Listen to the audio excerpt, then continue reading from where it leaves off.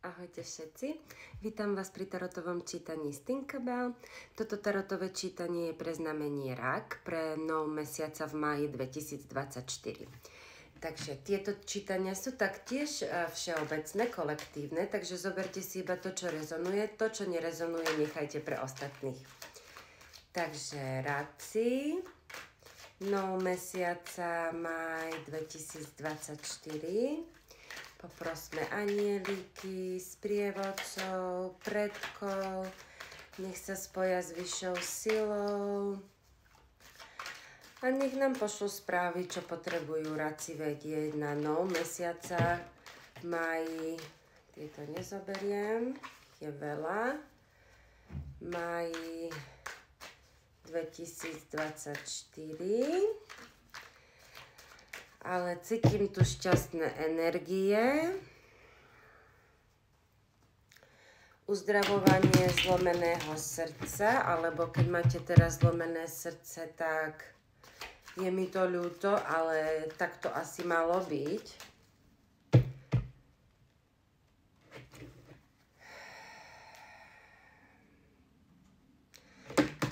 Vidím, že vás čaká nejaké víťazstvo, že vás budú ľudia obdivovať, že ste to dokázali. Možno ešte trošku váhate to všetkým povedať, ale keď poviete to, čo si myslíte, tak potom všetci budú na vašej strane, áno? Vy sa musíte iba rozhodnúť.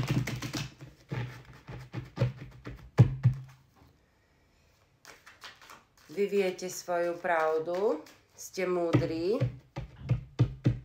áno, Ráci. Veľa ste už toho urobili, spomeňte si, áno, na svoju minulosť. Keď si neviete spomenúť, opýtajte sa aj nejakých kamarátov alebo niekoho blízkeho z rodiny, áno. Ako to oni vidia, že ako vy ste si viedli život a uvidíte, oni vám pripomenú a zistíte, že stále robíte najlepšie, ako viete. Áno, takže buďte na seba pyšní, Ráci. Áno.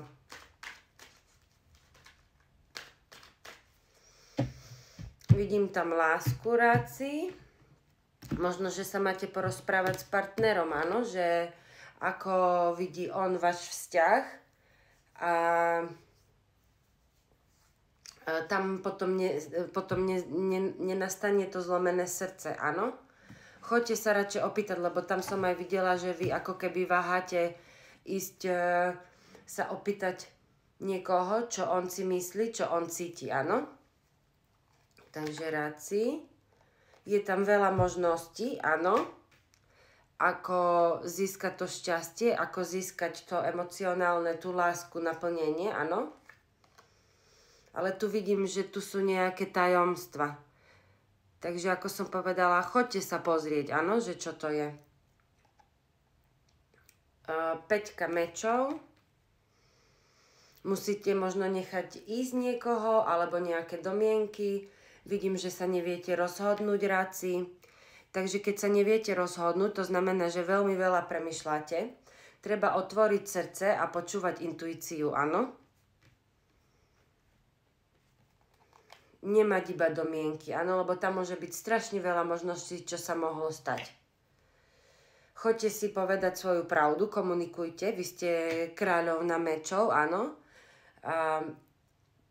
Vy máte svojich sprievodcov a vy ste veľmi open-minded, áno, máte otvorenú myseľ, takže komunikovať viete veľmi dobre, takže sa opýtajte, áno, čo si tá druhá osoba myslí.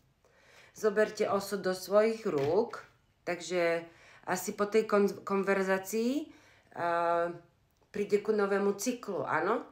Čo sa týka aj vzťahov, alebo nového myslenia, áno? Alebo ako zase pokračovať v tomto vzťahu, alebo keď ste skončili nejaký vzťah, zobrali ste si, veľa ste sa toho naučili v tomto vzťahu, áno?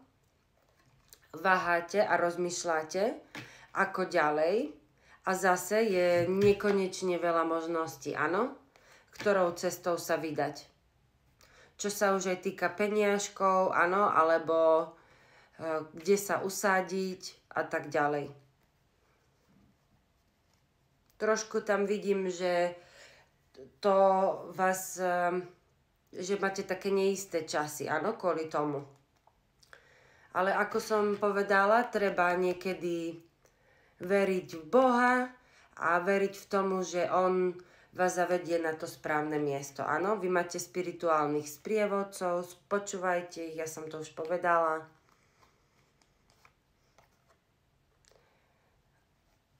Vyselec, možno, že to váhanie vás prinieslo aj ku takému pocitu, že ste zaseknutí, ale to je kvôli tomu, aby ste sa pozreli v tú chvíľu na tú situáciu z iného uhla pohľadu, áno? A vtedy niečo zistíte, áno? Vy vlastne to v podstate už viete, lebo vy ste niekto, kto vie niečo, čo iní nevedia, áno? A vy už v podstate v hĺbke sebe už viete, kde máte ísť, áno? A to vás privedie k úplnému šťastiu. To je ako keď oslava vzťahu, áno, to vás môže priniesť ku vašej spriaznenej duši, alebo keď ste vo vzťahu a to zlomené srdce bolo, že tam boli iba nedorozumenia, tak po tej komunikácii a keď zoberiete, keď budete s nádejou veriť a s čistým srdcom sa vydáte na novú cestu a nenecháte sa tým váhaním a premyšľaním nechať zaseknutý a pozriete sa z iného uhla pohľadu na tú situáciu, tak vás to dovedie ku novému vzťahu alebo ku svadbe, ku spriaznenej duše, áno, ku spriaznenej duši. 11, pozrite si. Spirituálne znamenie. Motýl, takisto pes.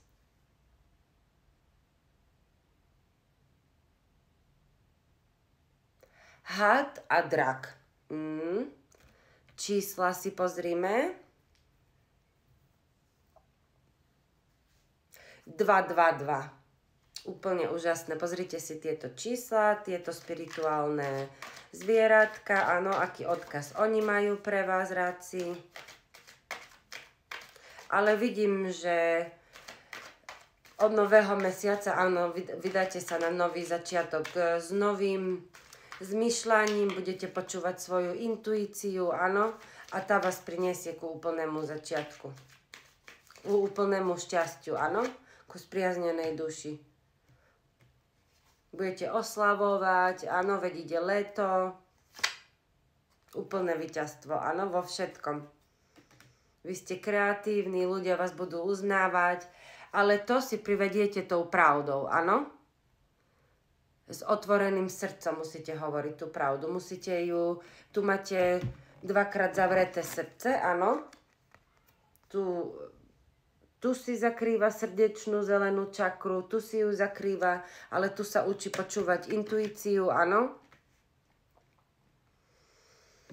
A nehádajte sa, počúvajte názory iných, to môže byť tá iný pohľad, iný uhol pohľadu, áno.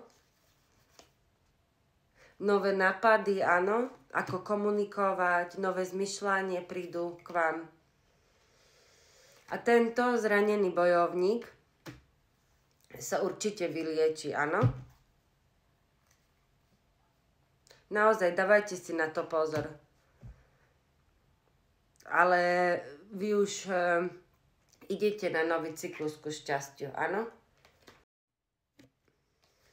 Vy idete ku šťastiu. Vy ste cicárov na raci. Takže to bolo na dnes všetko. Ja vám prajem veľa zdravia, šťastia a buďte milovaní a vidíme sa na budúce. Pa!